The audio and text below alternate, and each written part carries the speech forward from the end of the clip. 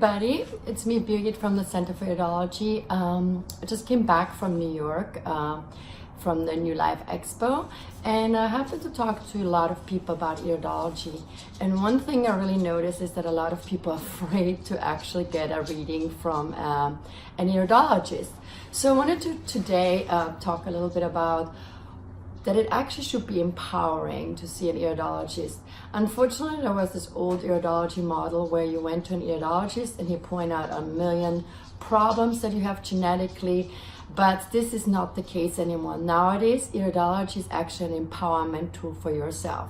So if you happen to want to get an appointment from an iridologist, that iridologist actually should empower you, give you positive feedback, and actually explain to you what is your genetic strength.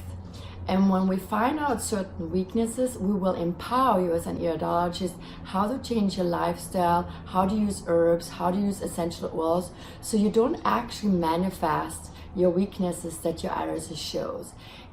For example, you could have slight little radification in the lung area.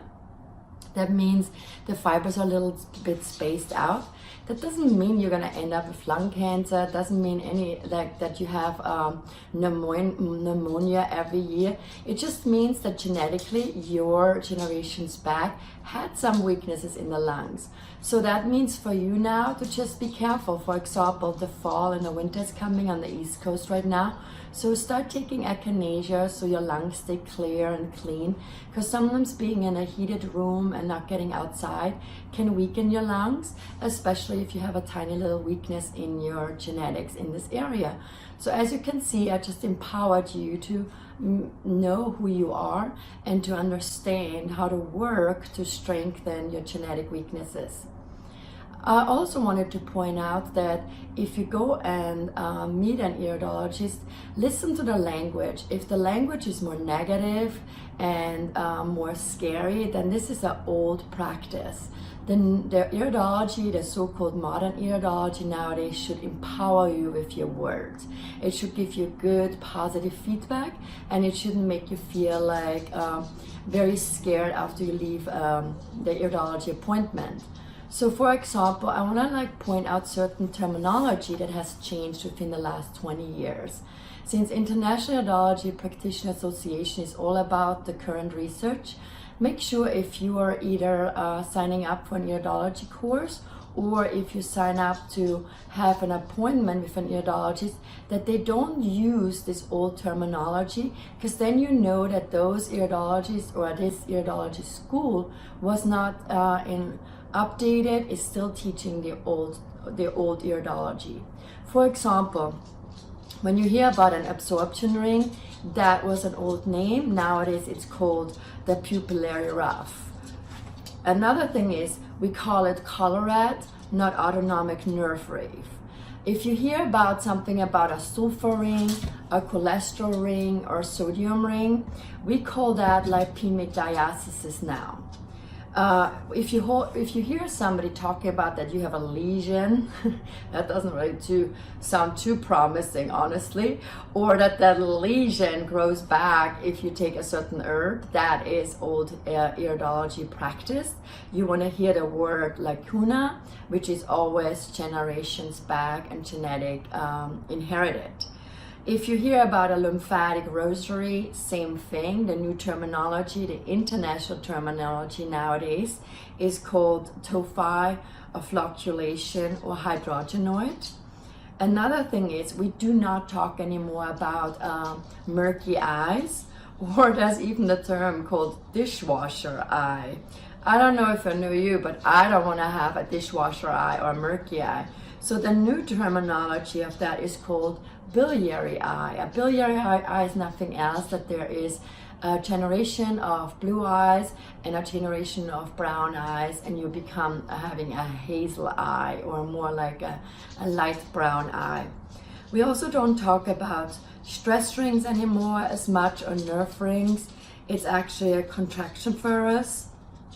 We don't talk about drug spots anymore. Those are called pigments. drug spots was the belief that certain pigments are created in the iris if you have taken a lot of medication. We call it pigments, and pigments are still genetically accumulated. If you hear about parasites lines, that is definitely called radial furrows. I just recently had a client. She said she went to a great iridologist, but she found out that she had parasites, and my iridology session wasn't that eye-opening because I didn't see any parasites. So be careful to find out what words they use, because they're outdated, and the newest research in international iridology field does talk about radial furrows, which is a nerve weakness, not parasite lines. You also don't talk about a rheumatic eye. It's a febrile eye. We don't talk about strong constitution, because a strong or weak constitution doesn't make you feel good either, especially when you have a weak constitution. So those are kind of called neurogenic subtypes or polyclandular subtypes.